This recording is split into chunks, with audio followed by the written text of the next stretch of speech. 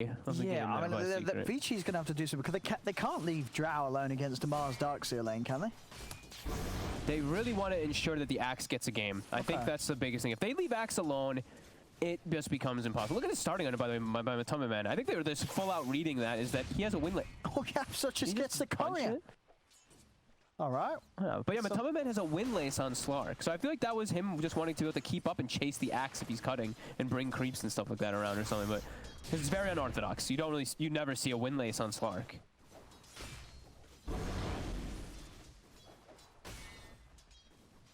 Looking at this this middle laner, we were saying it last game, Ori, one of his hot ones is the Storm. He should do really well in this matchup.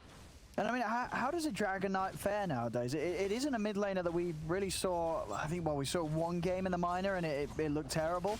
He went Midas too, right? He did. It was a game where they were getting crushed overall, so it was a hard game to sort of really gauge how good a Dragon Knight is at the moment. But what do you reckon about this hero? Where does Dragon Knight sort of sit in the meta?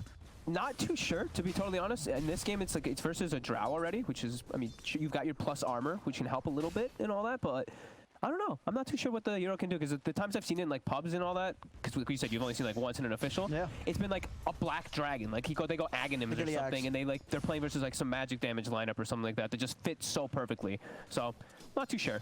It is a hard stun. He's going to be this tanky beast with that surge. I think they just want to collapse. I think that's the thing I'm looking at from Secret, is they just pick these like tanky guys and just get surged in on top of Yang. Well, that's it. They got him. So we did see that first kill going the way of VG up top, but there in return, they set up some action. Matu, he's got to take that hunger off. He'll be all right. He got the tango eaten in time. But yeah, the win lace there. He had the extra movement speed to get a couple extra hits. Doesn't have an Orb of Venom, so I guess it's a bit of a trade-off of which one he preferred, at least in this one. That's neat. So maybe he did do the drums last game, right? He did do, or the game before? He did. He went tried drums and then Diffusal. He was being a little bit more active. I wonder if that could be the case. He does have a DK in his team, though, so I don't know if he even needs to be, but... Yeah, it depends what Nisha goes for. I mean, you imagine it is going to be some... It's got to be some sort of playmaking item, right? Shadowblade, Blink, Dagger on the DK. Or can you go for some greedy sort of Radiance build? No, I'm just kidding. I think he should play active, yeah. I think it depends on how your farm is going. You look at your chorus, you're like, Mars, how are you doing? You can't get the initiation item. I might get the initiation item so that I can get on top of the Drow Ranger. Blink is just very valuable this game, too. Playing Shadowblade, something like that. Looks like it's sort of a standard start here for Zai up top, where he is going to have a slow start getting the farm and may even throw a couple of feeds in there. Zai already earning those hashtags as he will fall there. The very potent combination of the three heroes of VG Gaming will mean it's a hard lane for Zai. That's 0 spins so far. Okay, 1. Yeah, he did not get very lucky. But he's lucky to get the whole creep wave. And considering you're turning on Puppey. I can run him down again there. This time now. Might be able to get him. Does he get spins this time? He's got the point in the call. Dude. Okay, 1. There we go. He's got it. Dude, he got so little, though. That was pretty crazy. We see mid start to even out. He's got the double bracer online versus Ori, so he's able to sustain.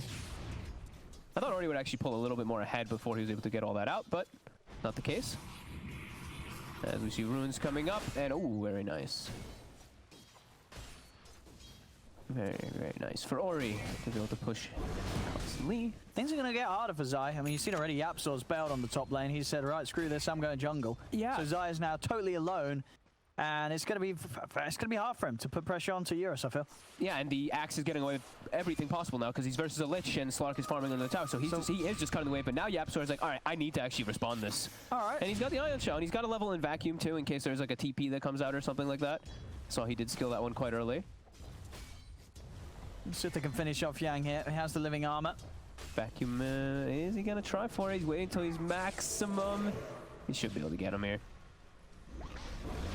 There we go. Drags him in. Nisha's able to turn up and get the kill. Okay. He'll be happy with that one as the mid laner. It would be Yap sort of play support damn Darkseer, right? What heroes have we had him play support here at Dreamleague? We've had him play the Terrorblade support, right? We did have that one a while back. That one rings a bell. He's had some weird ones. He played like the Luna support a few times right back in the day.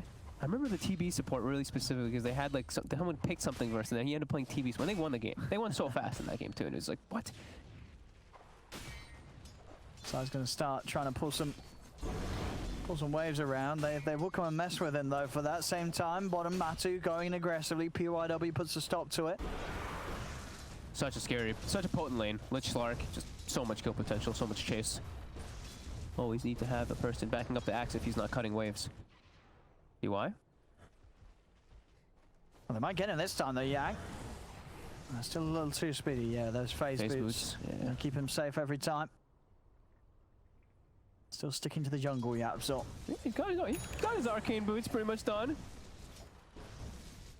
Oh, nice. Oh. Yeah, gets him under the tower, DY.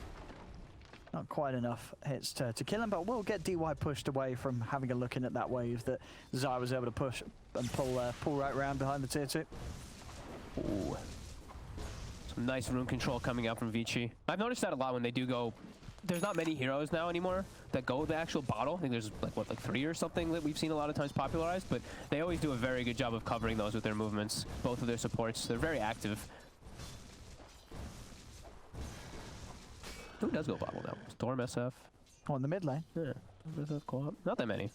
Well, I feel like it's a lot less than it used to be. Yang. See if those phase boots are going to be quick enough to save him. Oh, okay, but every time PYW is doing a good job of being around to help Axe each time Yapzor gets aggressive and starts to step away from the neutrals to look for a kill. Does he still have the regen rune running? I think he does. He does. He does. So he gets a little bit extra efficiency out of it after clearing that hard camp. Very clean moves. I mean, all 3 games, it really has been sort of the full-on hate train to Zai from VG.